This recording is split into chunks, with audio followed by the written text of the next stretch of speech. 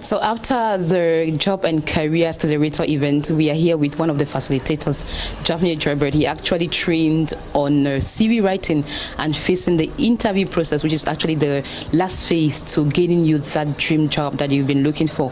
And he's right here with us. We're going to actually look into what he trained today. Hello, Joybert. Hello, Renette. Thank you very much. Thank you for having me. You know, you were training on CV writing today. Tell us, how crucial is writing a CV in a contemporary society as this? Well, you know, that's a CV is an important document that you use to communicate what you can do, and you communicate your value and your solutions that you're bringing for the company. Because if every company, any company that launches a job offer, they have a problem, and they need somebody who can solve that problem. So your CV is that tool that you use to communicate your value and your skills to solve that problem.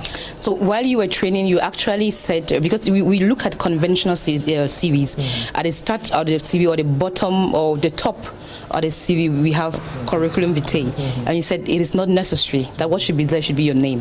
Why that? All right, well, you know, recruiters already know that the document they have at hand is a CV, and they don't have time to reading a lot of stuff, and they want to go straight to the point to get the value you're communicating from your CV. So just go straight to your name. Let them know who is talking. Let them know that this information is for this particular person. And that's why that first introductory stage is a very important stage. Let them know your name, where you're currently living, how they can contact you, as simple as that. And still during your training, you mentioned that the second thing that actually should be found on your CV, which is the second paragraph, should actually be showing your competence. And you already said that, and the next thing that should follow should be the presentation of your skills, what you can actually do. Are these not the same things? I mean, what exactly is the difference? Competence and skill? Well, they can be like the same thing, but that first paragraph is a summary of your whole experience, your value that you can create. But then skill becomes more specific. From the skills that you list, they can quickly see, oh, this is what this person can do, this is what you can do. So if you list like 4 things, you know, for example, a company announces for marketing position, and you need to summarize a marketing experience in that first paragraph. But then the skills they want to see, can you do search promotion? Can you do digital marketing? Can you do search engine optimization? Can you do Facebook marketing? Those are not the exact skills that they can validate if you are qualified for the job or not. We realize that in CV writing, actually, because according to the training you did, education is one of the last things. Why should it be there? I mean, like one of the last things. Well, you know, recruiters, on a personal note, I do a lot of recruitment for companies. Come on, anybody can spend 3 years and 4 years and have a BSc or an HND or an MBA.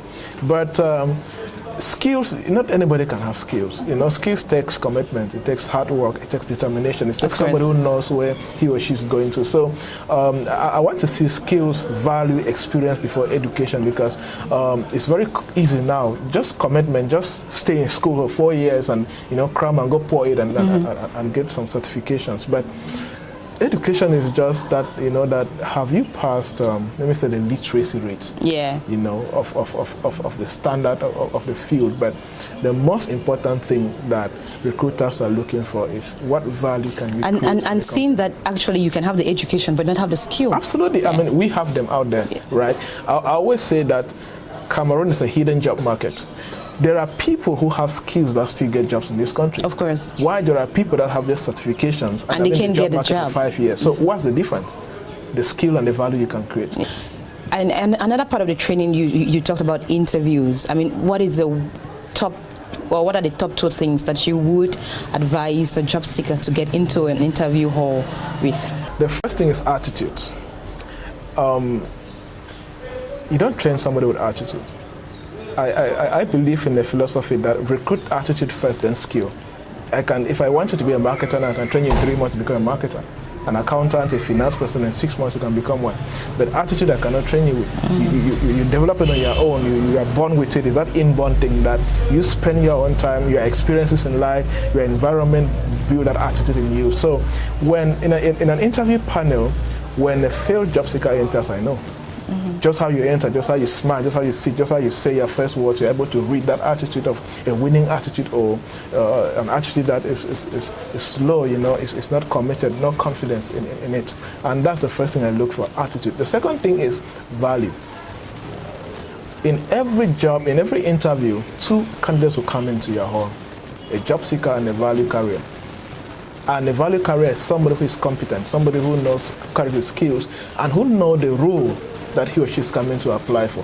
You know, Robert, we understand that the reason why somebody is going for a job is because, not necessarily because you need that money, but at the end of it all, we need the money to be able to carry on with other activities.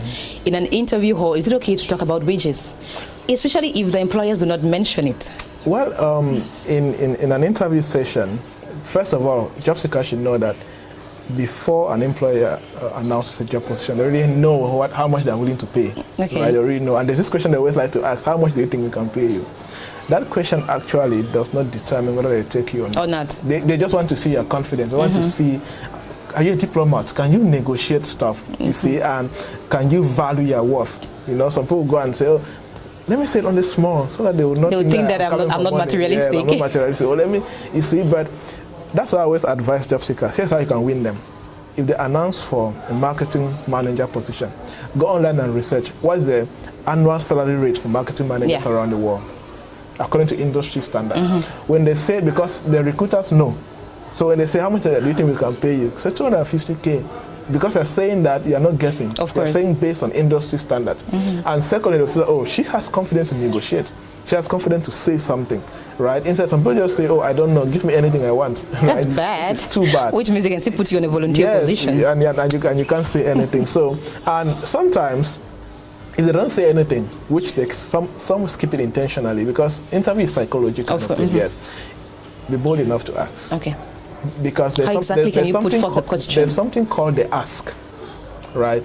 There's, in every business situation or in every situation, always have the ask, right? You can ask straightforward, right? So after all of this, you can say, okay, I'm confident I'm fit for this position.